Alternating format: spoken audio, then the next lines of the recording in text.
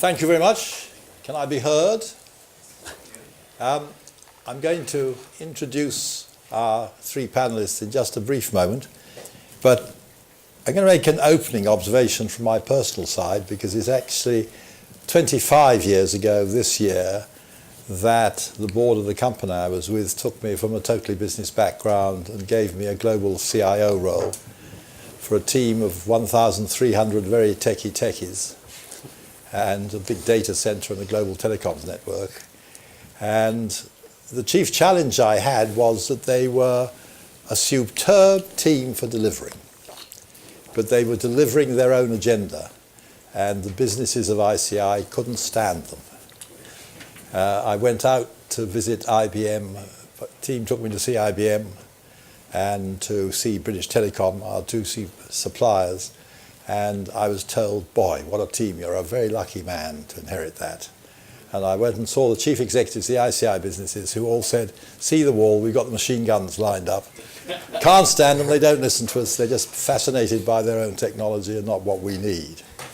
Now, I will argue that I was very definitely a CIO's business enabler in those days. But what was very different was that I was in an environment where it was technical language the whole time. And the idea that one talked business was certainly something of a battle to be won and on the horizon. So, fast forward to today, I think what we've learnt from the big shift in the last few years has been the sheer diversity of capabilities that the technology now offers us, is that there's a real challenge as to whether the CIO as a business enabler is a business enabler in this very new environment or not. Now, we've got a superb panel here. Three very different men. I've got to know them a bit. I'm going to start with, I'm very bad on remembering names, so I apologize for that. I'm going to start with James in the middle, who I've met for the first time today, who is CIO at Health Education, which is a national health body. It's an arm's length body. Arm's length body, devoted to building the digital ready workforce for the NHS. That's your prime thing. That's my program within the organisation, yes. And I'm going to give you a chance in a moment to introduce your background to that, but the journey you've made, if you're able to summarise it shortly, to get that position is a most interesting one.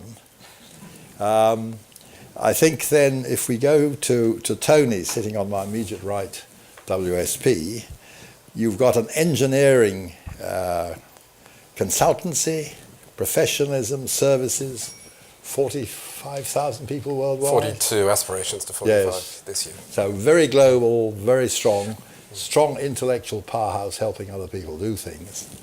Whereas across on the other side you've got Steve from AECOM, who in some ways might be the same, but you are thinkers and doers, because you build and you run and you manage worldwide. Both of you have got different jobs to being CIOs, but you are both in different business environments where the technology sits very strongly. So what I was going to suggest was, just to start off, could you each give a very short synopsis of how you came to be in your positions? And we'll start with the man who's closer to being a real doer. Well, yes, I used to be a real doer. I actually came from the business, where I worked in a number of different departments and sectors within our engineering consultancy. And because of the work I was doing is very much based around data we collected on site, how we use that in the engineering design, how we actually presented that to the contractor teams that we used to work with. We were bought out by AECOM, and actually then taking that into the IT aspect, how we deliver that to the end client. So now I've actually moved into IT a couple of years ago. There's a big reshift in our IT infrastructure, or teams rather, and I was asked to come out of the business, move into IT, and start to translate what we actually mean by business strategy, so the different types of sectors that are in town, how those actually link together as a business, not just financially, but what we're actually trying to achieve on the ground, and then the underlying technology of how we deliver that service internally, but also to our clients and our supply chain. Thank you very much. We'll come back to you in a moment. going to come to you next because you're in some ways in a similar environment, in some ways in a very different one. Yeah, so WSP, we're a consulting engineering company. Our group CEO has an aspiration to be the world's largest pure play consulting company. For those who don't know, our industry is referred to as the AEC industry. Certainly that's the acronym we use in this country, and it's sort of a pyramid: architecture, engineering, construction, contracting at the bottom. We're the E bit in the middle. We try to maintain our independence from the architects and the construction companies, unlike AECOM, who sort of do both. It's the thinker-doer. So we're just the thinker piece. We sell people by the hour or by the day rate. We sell engineers, and just the type of engineering we do, we talk about the 4 H's, very important to us at the moment. So HS2, Hinkley Point, Heathrow Third Runway, and highways. But we do a lot more than that. But they're sort of 4 key areas to us. I've been the CIO at WSP for 18 months, and I'm very much on a journey to transform IT from a traditional IT function as it was when I joined, which is probably suitable for a company of its size. We've grown through mergers and acquisition. Just going back to 2012, a company called Geneva in Quebec, of 3,000 people operating, not in Canada, just in one province, acquired the UK company WSP. They went from 3,000 to 15,000. We're now 42,000 a few years later. And it would be true to say some of our working practices probably belong more to that smaller company. I'm very much on a journey to transform IT as a business enabling capability for the organisation, to the point that as of this year we have a P&L within the IT function now, which sort of frees me up very much to sell the services we do internally on a consulting basis externally as well, which is quite a liberating place to be as an IT organisation, where I ultimately get to, I think the name IT has to go, because it got too much fixed view in people's heads of IT is just the guys who do the networking and storage and so on, and we do so much more than that. So I'm very much on a journey to sort of move to a more digital services type organisation, which probably reflects better what we do externally, but I want that to be seen internally as well. Compare and contrast. Wow. Well, the contrast is, I don't think there's any similarity between your career and mine, but I started off in cancer research. I was going to cure cancer. I didn't succeed. I don't know if anyone noticed, but I also, unlike Richard, didn't quite manage to complete my doctorate, but I did nonetheless spend a good, 7, 8 years in academia, thinking that I was going to be a bench scientist the rest of my life. And then decided it wasn't for me, and moved into change management in the health service, still in cancer services first, where I noticed that the environment in hospitals felt distinctly 1980s when it came to its use of technology. And it felt to me that if I was interested in change management and making things better for patients, then I wanted a piece of that IT pie. I wanted to be involved. But having no IT background, I didn't know where to turn. So I joined an organisation called Connect for Health, the National Programme for IT, as a business process design change lead, working in prevention, screening and surveillance at the time, actually. And that was my entry into the IT world back in 2003, and I've stayed there ever since. Like you, I agree, actually. The term IT has definitely got connotations of back office and removal from the business.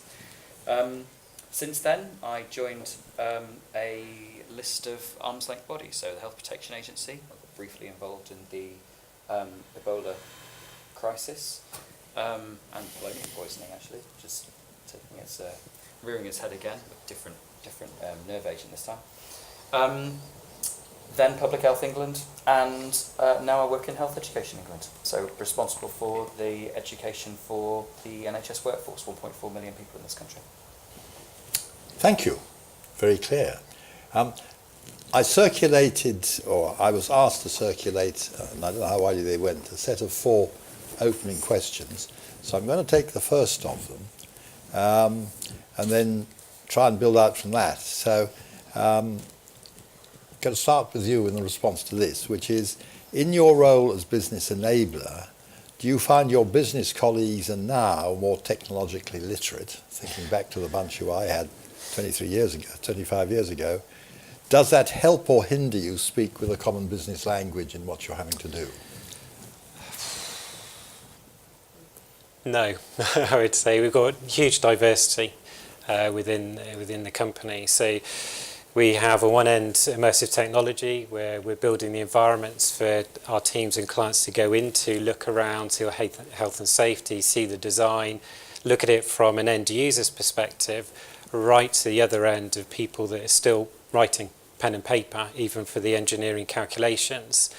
So we have to adapt the way we talk to the business at that level. So understanding where they are, how they're actually doing their work, how they're interacting with their clients is quite fundamental for us. So technical language, in some instances, yes, but more than now, we just leave it out of the conversation. It's more about what are you trying to achieve your project is a way that we can go through change management as well and business improvement to tweak using technology.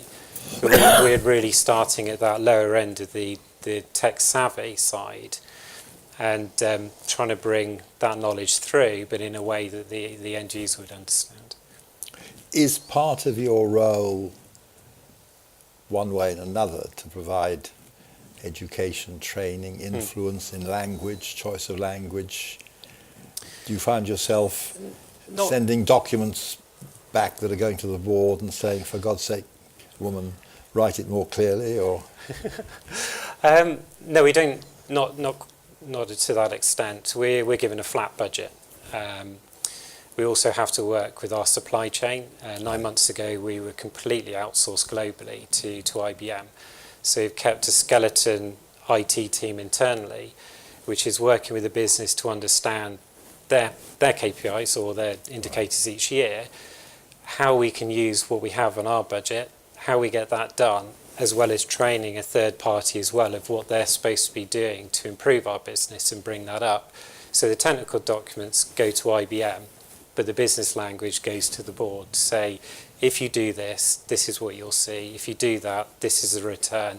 This you have to do, otherwise you're not going to be here next year. Yeah, okay. I think they are technically literate. I mean, a company of engineers, that they try to get down to the weeds of every solution possible. The problem is they often come with solutions, not with problems, and we often have to reverse that back. So they're actually. technically, logically literate. Yes. Far more broadly than purely your immediate IT team or wherever. Yeah, in their own domains, Right. they're very much so. But we do have this perennial problem of they're straight into the solution and we need to unpick that. Now, probably historically, our IT function wasn't in a good place to engage with them back the other way to, in a sense, understand the business. So for me, what I'm trying to do is get IT to think more as business people.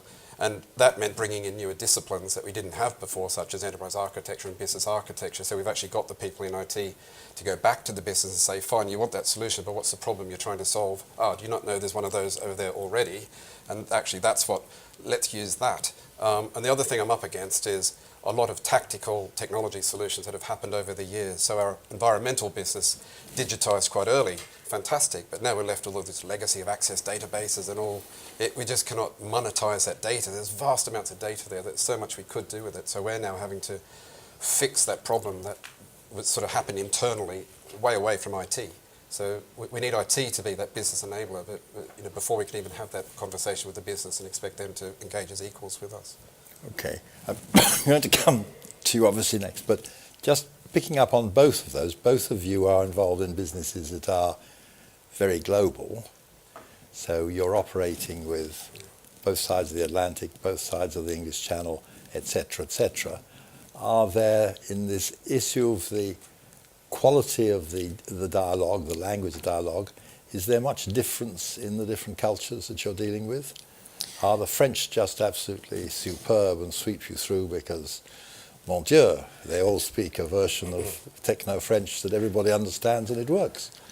Our French teams are all environment, so it's quite good for us. So theirs is more about spatial data, Right. so they do toward the same technical language. I'd say the technical language is relatively the same. It's looking at the cultural differences and how we operate it in those specific areas. And especially with the clients as well, there will be certain things that we have to do as IT to get the tick boxes to get a project mobilised. So I'd say it's more around the cultural element and understanding that. And much difference there between the two sides of the Atlantic? Yes, yeah, quite a lot. the decisions come from the US because our corporation is based there. Right. That is where everything's passed down, and within region we'll translate that to how we can better the business within EMEA. Okay. Big differences. This is under Chatham House rule, I understand. So there's sensitivity. Obviously, here we're headquartered in Montreal, in Canada. Our Canadian business is headquartered in Toronto. There are big differences between Toronto. They run the Canadian business in English, and our group business in Montreal run in French. I would say Montreal's probably closer to London as well. So there's rivalries there. The Canadian business is run separately from the US business. They're different as well. Our company, just because of where it's headquartered, a very small group function, local autonomy is encouraged. It's actively encouraged. We act locally, think globally, and all these mantras stuck up on the walls around the offices. But that culturally has led to differences across the organisation. We also are looking at outsourcing, but not all of our IT, just the commodity. It's not great to use the word commodity to network specialists, but the networking and storage and service desk bits of our IT. It's public knowledge now we're outsourcing that to Atos, and that we're just at the beginning of that transition. But what that will mean for me is being able to focus far more on the business enabling elements of IT and just rely on a best-in-breed player to look after that piece. But there are differences around the world, absolutely, and I've got the challenge so I'm the regional CIO, I don't think I said that in my introduction, to really lead from the front in my region and just set the gold standard is what my aspiration of what I'm trying to build here, and just let the rest of the world follow. But there are major cultural differences here. You face great national barriers because you have to deal with devolved governments in Wales and awkward lot in the north of England. Not too often. So mostly it's the awkward lot in England, actually, that make my life harder.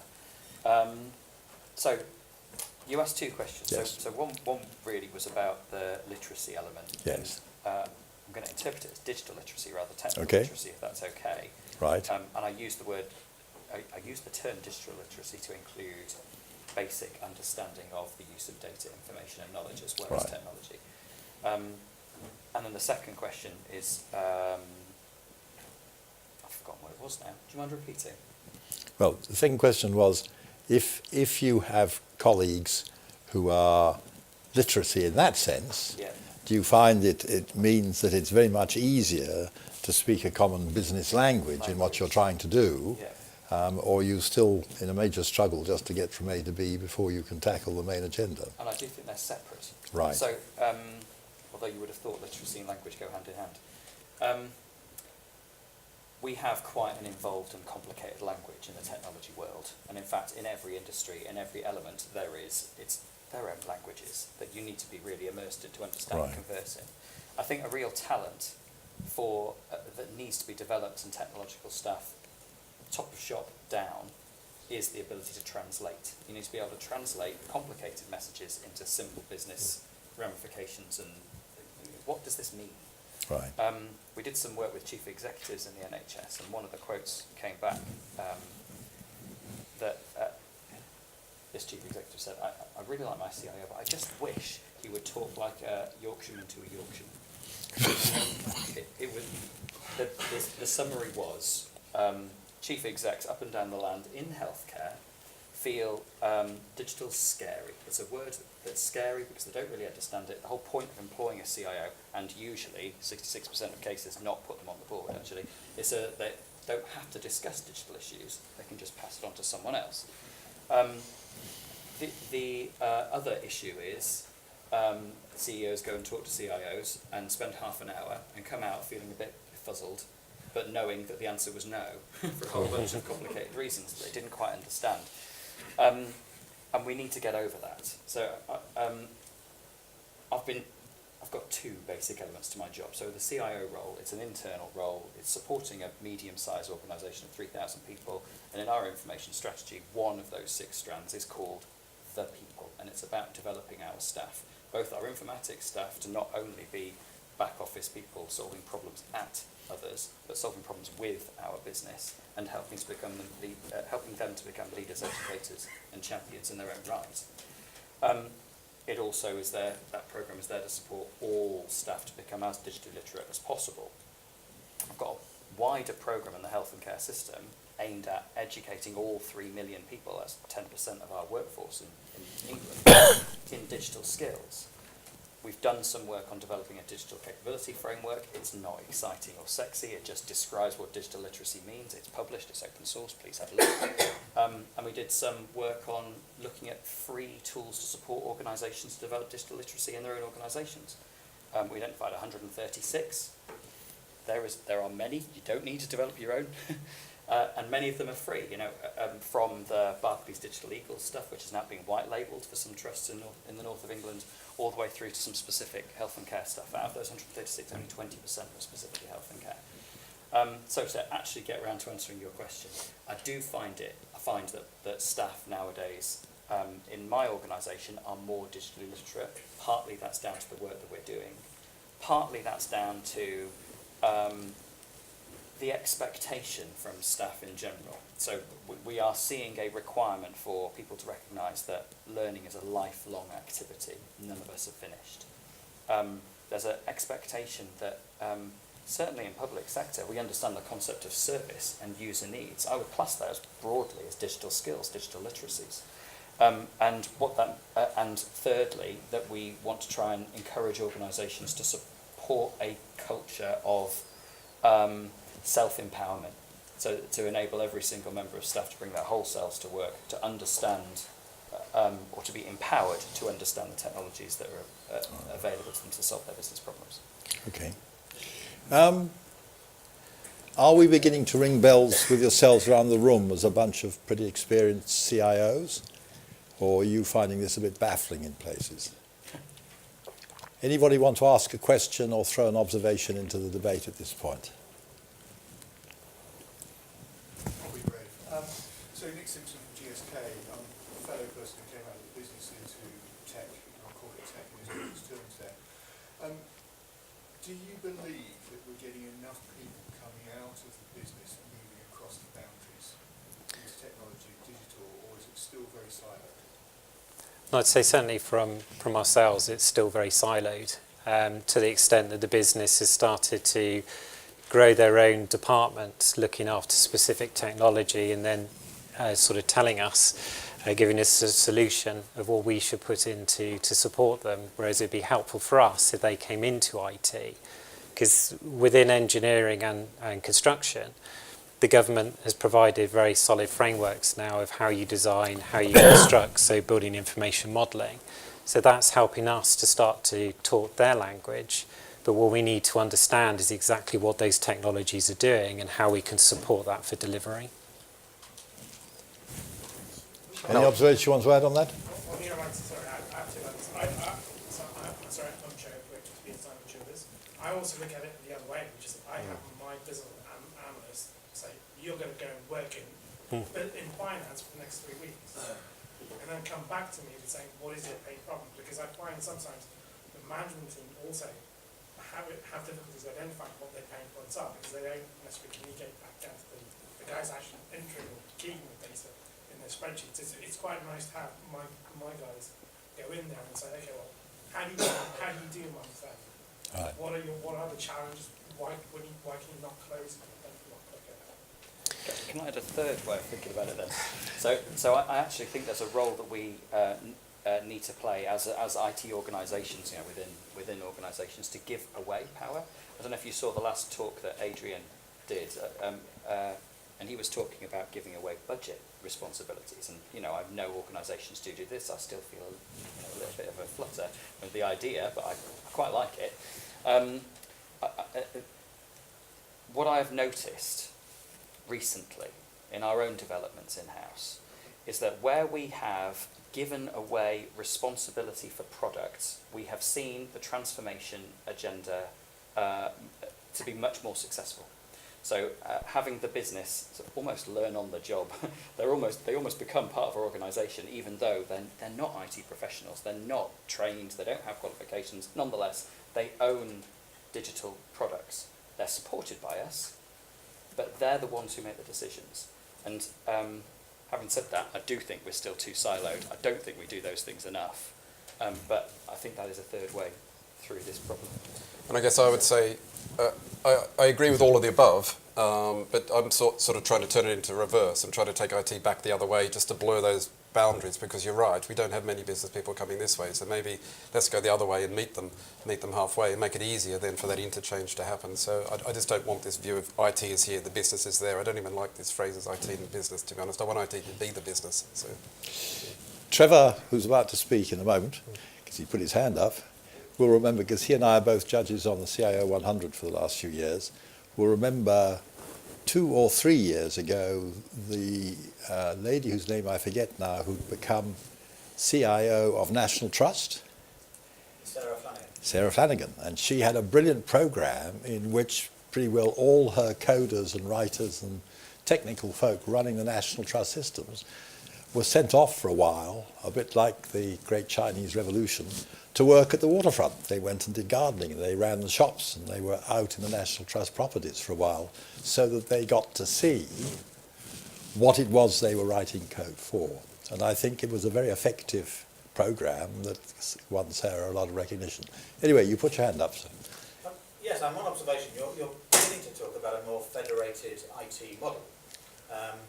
Gartner talk about bimodal IT, which kind of seems to suggest there are 2 ways of doing things, a fast way and a slow way.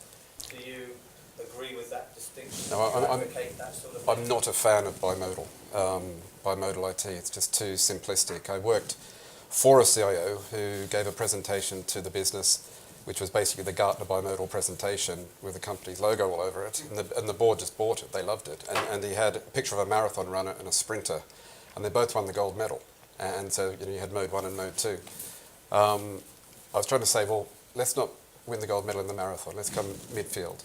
There's a competing methodology to bimodal called adaptive IT, which I'm far more an adherent of, and that says we should place our greatest emphasis on our market differentiators, and the bit I like is dare to be adequate with everything else. We don't have to be the best at everything, and that's different, subtly different from bimodal. Bimodal doesn't work actually, because everyone's dependent on everyone else anyway, so you can't have these tiger teams.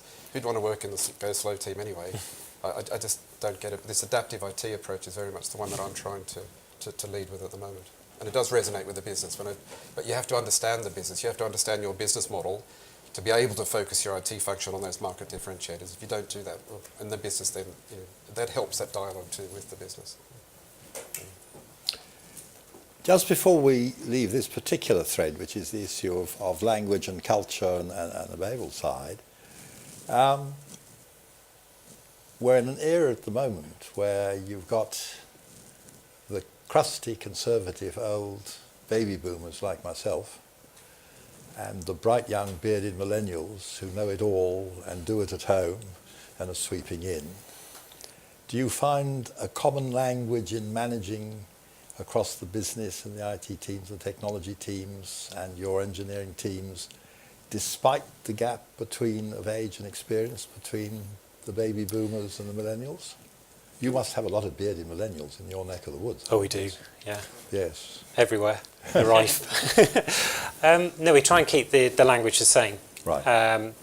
If we have a technical conversation to do with the team, then yes, we'll go to that level. But what we're trying to do is, because, well, no, so we got outsourced, we dropped down to only 12 retained IT in the whole of EMEA.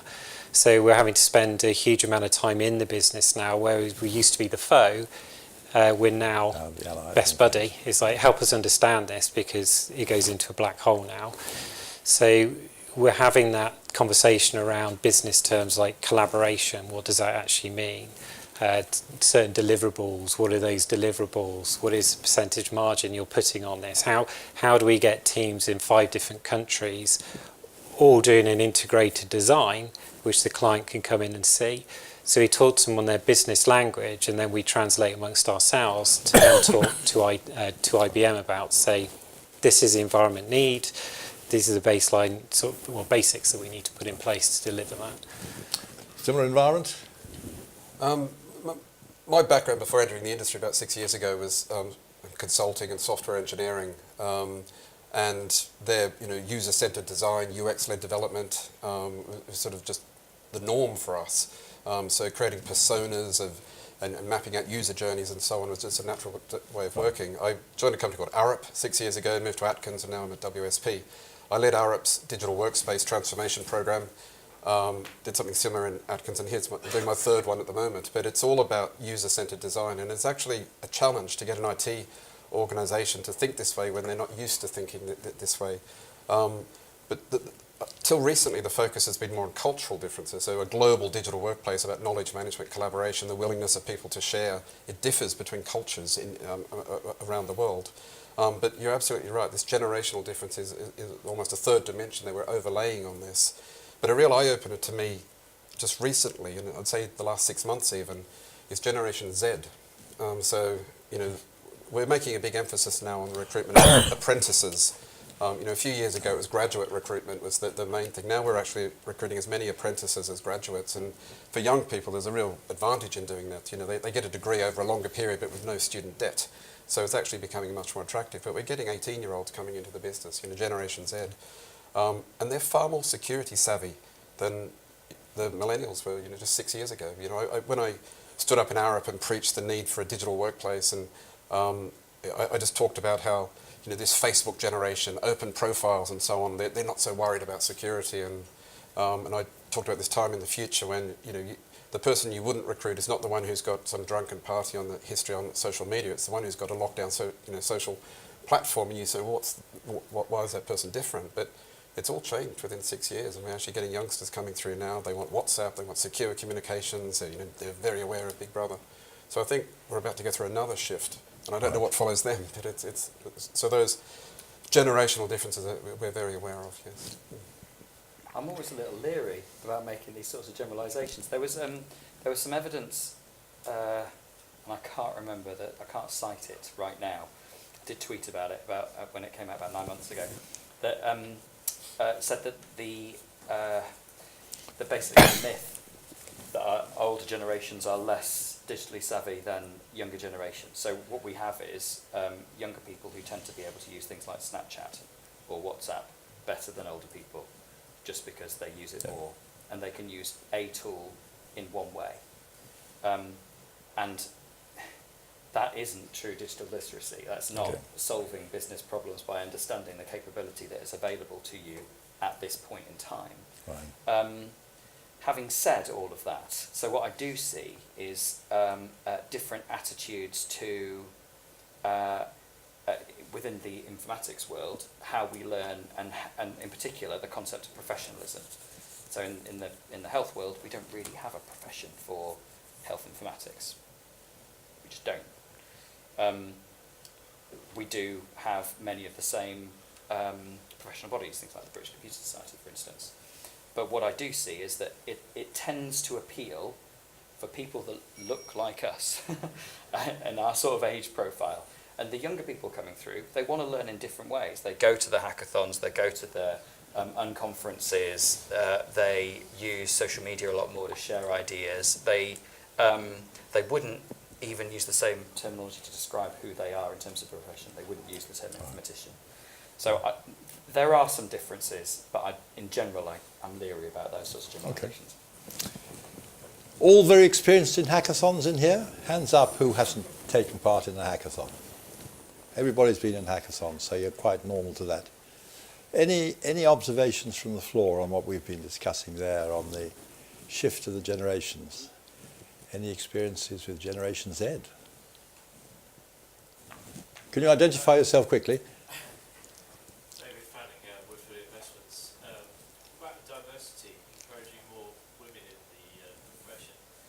I say that coming from an American bank previous where these kind of conferences were not 50-50, but it was a 30 or 40% female. What do you think we have to do to get towards that? And by all means, ask the all-male panel. Yes. I was going to say. Please go ahead. Tell me. I think we should ask you more for your opinion, actually. So. Well, I mean, as it starts with, how come there aren't any women up there? How many of your teams have any women at all? How many of you have spoken to a woman about their career journeys? We've 45. We've got a Great job. female CDTO sat on the Excellent. executive. Is that 1 in a million, or is it a ratio? Is it pretty reasonable? We've also got a lady as the CEO. Excellent.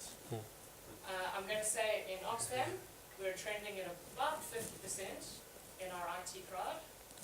Same for us. Excellent. So- I don't actually need you to come up with the answers. No. It's just, it The is a point- challenge, the point- and I It is a think challenge. The point exceedingly well made, and it is a very real challenge. The question is, how do we attract women to IT? That's difficult. Also true. How do we do that? But it I doesn't would start, like to have it doesn't more start female. about attracting, I think it starts much younger than Exactly. attracting. It starts at school, where we have got gender differentiation, starting at a very young age, and people putting into, I mean, I actually personally am a mother to a transgender child, and you see that, you know, gender is so early on indoctrinated into children that, you know, you just, you almost, and to be honest, I think it's actually UK, it's actually a bit worse than other countries. In other countries, I see much more flexibility in what children play with. There is no, I mean, when I came here, I couldn't believe the pink and blue thing that was going on. You know, I come from the Netherlands myself, and I just haven't seen that with the nephews and cousins. You just don't see it. I think it's much more in this country. I know it's, but I think that's where it starts. I think that's where it starts. Okay. To change the education, and maybe we should get more involved into how education teaches technology and makes it more open to knowledge. There are organisations that do that. So BT and Accenture working on 3 different education streams. I volunteer for one of them. It's called Barefoot. It's aimed at primary schools. I've got a 6-year-old girl, and it appeals to me. So I want her to feel. I don't want her to feel as if there are boys' jobs and girls' jobs. I want her to feel as if she can do anything that she wants to do when she grows older. To my shame, I suppose, it only really occurred to me when I got a daughter. You know, it became much more important to me at that point. But there are things that we can do. But you're absolutely right. There's some really deep-seated cultural issues here. But I think just, and one last piece, and then we can move on. I think there is a different piece here where it's very convenient for us to go, don't worry, the next generation will fix this. Yeah. Yeah. You know, when all of you have got hiring budgets. Yep. And part of what we were discussing earlier in some of these sessions was the very technical IT jobs, which maybe you needed years and years of experience to know how to manage a network and do those kinds of things. Those jobs are becoming less, and you've got other jobs that you need, things like business engagement, where you have more women in those fields naturally where they are, but you're not hiring them into your team. So, you know, there's stuff that you could do now already. Yes, I think actually what you want to add to it, I think it's kind of been proven at some point. I don't remember where, it was quite a while ago, that businesses tend to value certain achievements and certain way that achievements are being made, and it's about, you know, KPIs, it's about getting the measures right, getting performance out there, and by the time people are being promoted through the ranks based on those achievements, that's when we want to get them to suddenly start managing and get people skills, which are naturally skills that are not necessarily residing with the people who've been promoted through the ranks based on those very mechanical measures. And I think those are we need to look at how will you create people. Another thing actually, just, sorry. Right. I was at an event once where the head of HR for BP was there, and they were targeting women and hiring women, and they found through research and in the way that they were advertising that women actually respond differently to job advertisements. So we have advertisements out there that say you have to have all these skills, and we're looking for the perfect person, and everybody knows that nobody's going to hire somebody who's got all those attributes. You're just basically listing what you want people to have. But what we see is that women look at that and they say 10 requirements. If there's a man and looks at those requirements, he goes, I know 2 of those, I'm going to apply. And a woman looks at those and says, oh, I've got 9, I haven't got 1, I think I won't apply, I don't actually meet those requirements. And they look at that completely differently. So we all need to start looking at how are we putting those jobs out there to attract people who look at things differently? I think also getting men to step up to more of that flexible working that traditionally women do. My wife worked for Atkins. They've been acquired. There's big redundancies. My wife's out of work at the moment. But it's hard for her to find a part-time role or something that she wants that fits her skills for this stage of life. We've got a three-year-old girl. But it just doesn't, it's difficult. And I'm actually seeing it through my wife's eyes at the moment and seeing those job advertisements and so on and what she can apply for. It's difficult. But, you know, maybe men should be, you know, doing that a bit more. And I agree with you, lots of women do that. I mean, that's the life course. I never, absolutely. I've got 3 children. But there are dynamics there that, you know, it's difficult to, yeah. But my 3-year-old girl, her favourite thing is a construction site. She loves diggers and so on. I don't discourage that. It's I've got fortunate that my husband, yeah, go on, other woman. Sorry, I want to point to your KPIs, please, because we did put the KPIs in for the leadership team and said we set people bonuses based on the percentage of female recruitment throughout the year, and we saw very little difference. This last year, we've set it based on making sure people have a diverse slate and that they can still make the right decision either way. Yeah. And what we found is that's made far more of a difference. The only problem is it elongates slightly the recruitment process because we're all under pressure to recruit. We all put a job advert out. The first few good CVs that come through are naturally males because that's where the population is. We've had to look at ways that we've had to sort of force people to hold off a little bit longer and wait for at least one diverse CV to come through. And through elongating the process, we've actually found we've then got much better quality women coming through, and it's moved that metric far more than setting the percentage recruitment target. The other thing we've been doing is diversity training, starting at the ELT level and working down with senior managers. And the common theme there is unconscious bias. And it's amazing the number of people, men and women, who've been through those courses and actually come out the back of it not knowing that they were biased before it. So that, you know, that's being actively encouraged across our organisation. So there are courses, I think you mentioned it earlier. Maybe you need to make IT sexy, because I think someone, I think McKinsey said that data will be the sexiest job in where it was 2018, so that's up to this year. And as someone who ran a data team for many years in a company, half my team and half my direct reports were female. I inherited a team that had no females. In fact, there was one female, she was on maternity leave, but no one actually knew she existed until I joined. I had 2 one-to-ones with her before I actually physically joined the company. Said no one's spoken to me for a year. So some of it is down to people, and we're all in this room, and you have to do the right thing. And 2, when you go out to recruit, it isn't just pure technical skills. I recruit lots of data people who have technical skills and data skills, and there are more skills. And obviously it's the sexiest job, obviously, in 2018, so it makes it easier to recruit females in the industry. And I also have 3 daughters, so I'm encouraging them to say, you can do anything you bloody well want. I'm going to move us forward, keeping on the time, because I want to test one other area for the business enabler, which is in your role as a business enabler where you are your business's customers, clients, not your internal ones, but your external ones, key allies for what you're trying to achieve? My days as a CIO, there was no way I was allowed anywhere near an ICI customer. The marketing sales focus said, you know, bugger off, stick to your IT. But is the world now different? With all the change and all the innovation coming through, is your business's customers and clients becoming a key ally for you in your work? Very much so, but I can't bypass the business other than the bit where I do have my own bit of the business. Right. Just very quickly, it's around innovation, digital innovation. We mentioned the word hackathon, we also call them rapid start events, but being able to show my business a newer way of engaging with clients that's not traditionally done in our industry. My old sort of software engineering days, it was the normal way we'd engage with a client, just to open the door of a new engagement. Clients seem to love it. We tend to finish them with a Dragon's Den type format with the client CEO and our CEO as dragons on there. It works really well, and that's changing the dialogue. And it's also then bringing my business colleagues on that journey with us about a newer way of engaging with the marketplace. So I'll say yes, and some of our clients might even agree, but many probably wouldn't. One thing I have noticed is our customers sometimes helpfully self-organise.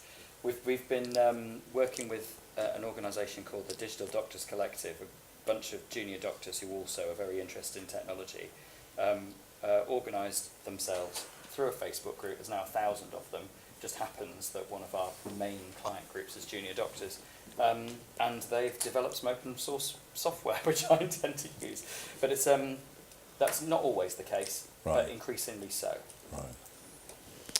I'd say yes, same as Tony really, Yeah. same sort of industry. So we're seeing more and more of it come through in bids and tenders asking for technology. It's very specific in some cases, but yeah, it's an ally, but we still come back to my wireless isn't working when you try and get that through. Okay, so I'm just going to ask each of our panellists if you want to make a quick final observation. I've taken us on a slightly curious journey, but quite deliberately in the context of everything else you've heard today. I thought this would be a useful extension and a development.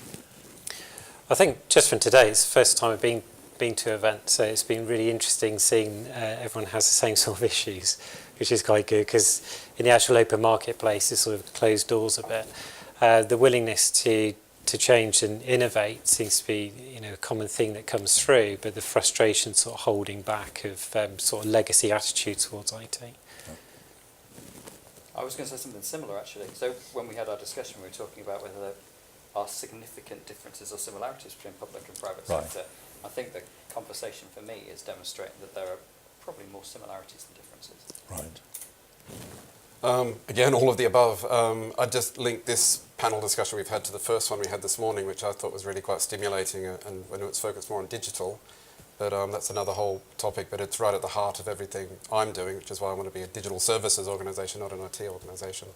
But it was the common themes throughout the day, the people I've met, the networking. It's great to hear these other themes and where other companies are as well. Well, time is up. So what I'd like to do is to ask you to give our panel a round of applause.